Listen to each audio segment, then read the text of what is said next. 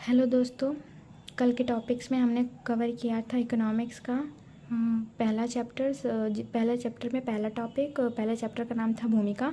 उसमें 3 टॉपिक्स थे। पहला टॉपिक था समष्टि अर्थशास्त्र एवं व्यष्टि अर्थशास्त्र, दूसरा टॉपिक था आर्थिक समृद्धि एवं आर्थिक विकास, तीसरा टॉपिक था समावेशी विकास एवं सतत धारणीय विकास। चूँकि पहला टॉपिक हमने पहले वीडियो में ख़त्म कर दिया, अब बचे 2 टॉपिक्स को हम इस वीडियो में कवर करते हैं। तो चलिए, दूसरा टॉपिक क्या है? आर्थिक समृद्धि एवं आर्थिक विकास। आर्थिक समृद्धि एवं आर्थिक विकास। तो आर्थिक समृद्धि क्या है? आर्थिक समृद्धि एक मात्रात्मक अवधारणा है जिसका अर्थात यह एक संख्या से संबंधित है। और आर्थिक विकास जो है वह एक गुणात्मक अवधारणा है, यह जीवन स्तर में सुधार से संबंधित होता है। क्योंकि जैसे कि एग्जाम्पल एक मैंने दिया है जीडीपी का बढ़ना। अब देखिए, जीडीपी का बढ़ना यानी कि जीडीपी बढ़ रहा है तो आर्थिक समृद्धि होगी, यानी कि उत्पादन में भी तो बढ़ोतरी हुई, जिससे कि समाज के प्रत्येक सदस्य को लाभ सुनिश्चित हुआ, तो इसे आर्थिक विकास कहेंगे। अर्थात आर्थिक विकास संसाधनों के वितरण को भी संबोधित करता है। अब जरूरी नहीं है कि देश में आर्थिक समृद्धि हो रही है तो आर्थिक विकास भी होगा, यानी कि जीडीपी के बढ़ने से ज़रूरी नहीं है कि समाज में आर्थिक विकास भी होगा, क्योंकि आर्थिक विकास जो है ये वो एक गुणात्मक अवधारणा है, ठीक है। और यह जीवन स्तर में सुधार से संबंधित है कि अगर देश का जीडीपी और ये सब बढ़ने की वजह से आप प्रत्येक इंसान के जीवन स्तर में सुधार होगा, ये ज़रूरी नहीं है, ठीक। तो दूसरा टॉपिक ख़त्म हो गया। अब हम पढ़ते हैं तीसरे टॉपिक की तरफ। तीसरा टॉपिक क्या है? समावेशी विकास एवं सतत धारणीय विकास। तो इसमें समावेशी विकास क्या होता है? समावेशी विकास का मतलब होता है सबका विकास प्लस सभी पहलुओं में विकास। चूँकि यह अंत्योदय की अवधारणा पर आधारित है।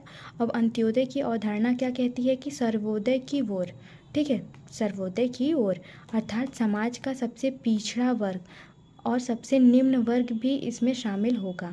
तो इसे बोलते हैं समावेशी विकास, यानी कि सबका विकास होना चाहिए, समाज के प्रत्येक सदस्य का विकास होना चाहिए। और फिर अब चूँकि ये समावेशी विकास और सतत धारणीय विकास है, तो पहले विकास को समझिए कि विकास क्या चीज़ है। विकास क्या है? परिवर्तन का एक प्रारूप है, अर्थात यह मूल्य निहित अवधारणा है, अर्थात यह हमेशा सकारात्मक दिशा में उत्पन्न होता है, जबकि परिवर्तन मूल्य रहित अवधारणा है, यह किसी भी दिशा में संभव है। तो इसके कहने का मतलब ये है कि परिवर्तन जो है वो सकारात्मक भी हो सकती है, नकारात्मक भी हो सकती है। और चूँकि विकास जो है वो एक मूल्य निहित अवधारणा है जिसका मूल्यांकन हम कर सकते हैं। तो इसे हम क्या बोलेंगे? इसे हम बोलेंगे विकास। विकास हमेशा सकारात्मक दिशा में ही उत्पन्न होगा। अब समावेशी विकास जो है, जो समावेशी विकास है उसमें विकास का लाभ समाज के प्रत्येक सदस्य को सुनिश्चित करेगा। ये समावेशी विकास है, इसके दो पक्ष होते हैं, एक होता है सबका विकास, दूसरा होता है चौतरफा विकास। चलिए पढ़ते हैं। तो सबका विकास यानी कि सामाजिक न्याय की अवधारणा पर आधारित है। एग्जाम्पल जॉन रॉल्स ने क्या कहा था? जॉन रॉल्स, ठीक है, उन्होंने क्या कहा था कि सामाजिक न्याय के अपने सिद्धांत में यह प्रतिपादित किया था कि एक श्रृंखला उतनी ही सशक्त हो सकती है जितनी कि उसके सबसे कमज़ोर कड़ी। इनके कहने का मतलब ये था कि अगर समाज सशक्त तभी होगा जब उस समाज का सबसे कमज़ोर सदस्य मजबूत होगा।